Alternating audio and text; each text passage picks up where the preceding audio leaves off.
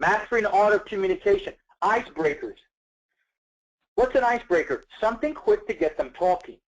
Now, if you have a relationship with someone, that's not what I'm talking about. If you already have someone you talk to all the time, then that's not what an icebreaker is for. An icebreaker is engaging someone or drawing someone into a conversation or a commentary or something quick. And it's typically somebody who you don't know or don't know well. Got it? So someone you don't know or don't know well is where you incorporate icebreakers. I use them all the time. I used them a little while ago downstairs in Walmart, which I'll share with you in a second. Well, what's an icebreaker? Something quick to get them talking. You are looking for a friendly person who will talk.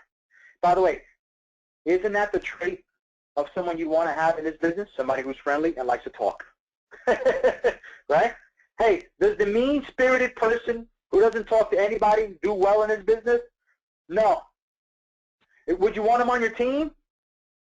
Well, maybe, right? If they're willing to change. But typically, how far are they going to go? Not very far. Many of you on the webinar tonight are friendly people who like to talk. Right? So those are the traits we're looking for. And how do you know if someone has that trait? You engage them in conversation. If they don't have those traits, keep walking. If they stare you down, walk backwards. Don't turn your back on them. Right? We have to do that plenty of times, prospecting in the South Bronx. Plenty of times. So what are the two most common ways that you can break ice, that you can have an ice break conversation with somebody, that you get them to talk? Number one, a compliment. A compliment always works, guys. A compliment is a very soft introduction, a very soft icebreaker. People want, here's the bottom line, people want to be made to feel special and important. People have a flashing sign on their chest that says, make me feel special. I heard that years and years and years and years ago, and I incorporated it in my prospecting. People want to be made to feel special. So how do you do that? You compliment what they have. You compliment them on what they value, because it provides for them an encouragement. Compliment them on a car, on their clothing, on the way they look. Now, let me give you an example about this.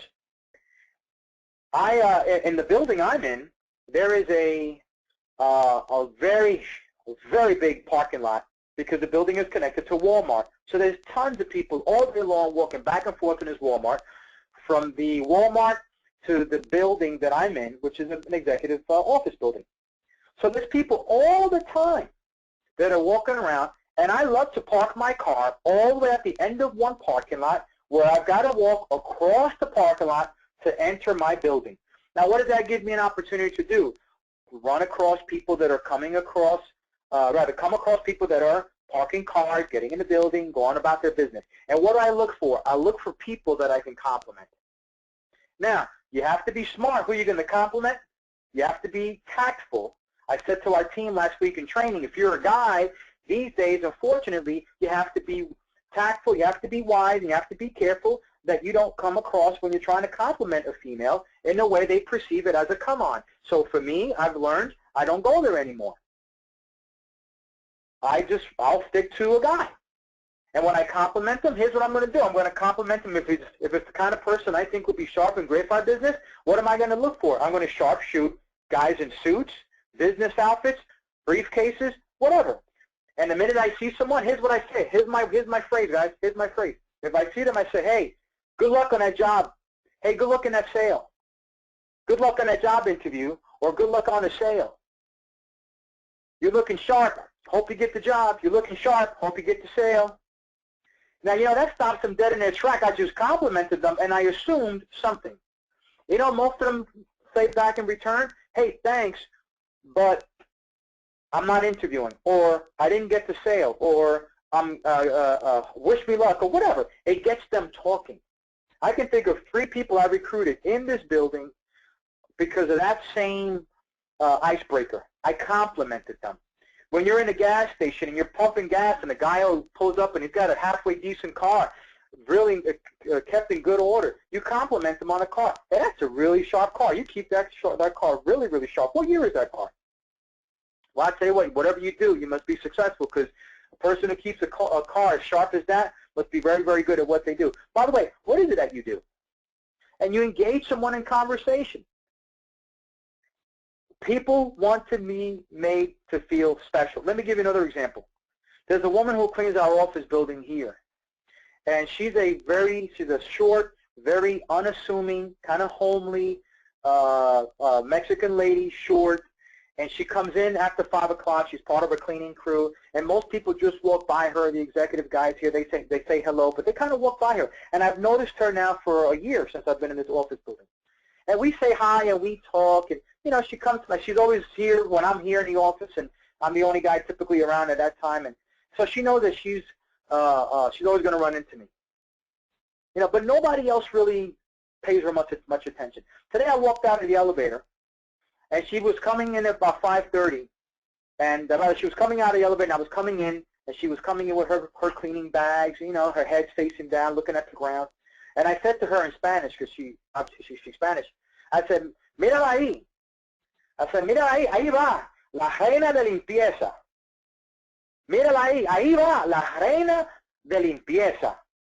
Now, for you guys who don't speak Spanish, what I said was, there she is, the queen of clean. Let me tell you something. That woman's face lit up. Those shoulders rolled back, and she was shocked. But what I call it, the queen of clean. There she is. I acknowledge her. Wow. Now, listen, I'm not looking to recruit her, right? But if I was going to, couldn't I have be in a much better position to talk to her because I made her feel special? It's awesome to do that. Make people feel special. Now, I said before, don't cross the line. There's a warning to this. Be careful how you make some people feel special. They may take it the wrong way. I'll tell you a funny story. One time I did a presentation for someone, and it went well, and you know, this guy came up to me afterwards, and you know, I said to him after the meeting was over, I said, you know, you look sharp, and I don't know what you do for a living, but a guy who's sharp like you should be in our business, and I'm looking forward to talking with you some more. What did you like best about the opportunity? So he says, I don't know much about the opportunity, but I was big in that speaker. I said, listen, that's not the kind of opportunity we offer here. Yeah, but so you got to be careful what you say to people, right? Here's the other icebreaker. Comment. Make a comment. You know, I particularly love going to cafeterias in these corporate buildings because the TV is on and everybody's having lunch, so they're stationary. Very important key in prospecting, people have to be stationary. If they're moving back and forth, it's very difficult. But if they're stationary, it allows you to build a little bit more of a bond and camaraderie. That's a bonus tip.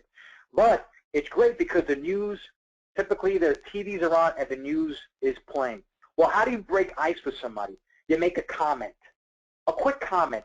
By the way, with a friendly face and, you know, nothing that's going to scare somebody, right? But you make a comment. And what are the three most popular comments to make? Number one, current events. Comment on current events or news. If there's something happening, talk about it. People are willing to talk about it, and they're not going to find it odd or strange that you made a comment.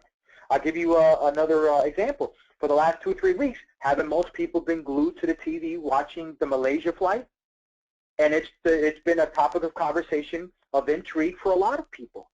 Well, I must have used that as my current event topic to talk to people because it was interesting to them, it was interesting to me, and we talked forever. I met a police officer in the cafeteria of the office building I was at a couple of weeks ago, and he was staring at Malaysia. I went right up to him. I had my sandwich in my hand. He was having a meatloaf with potato, and I said to him, I said, so what do you think happened there? And the guy launched into this theory, and he didn't know me from a hole in the wall. And he was a police chief here in White Plains, or a sergeant of some high ranking. So what did I do? When this guy launched, I sat right there. I said, well, I'm going to sit down next to this brother. And I sat down, and we spent about 20, 30 minutes talking. Here's a guy I didn't know, all because I said, so what do you think happened? Guys, it works.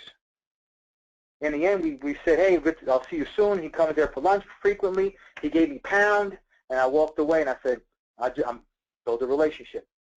Building a relationship with this guy. Sometimes you don't want to be too aggressive in your first meeting, especially, or your first encounter, especially if it's a very good one, because you could always go back and massage it and build it.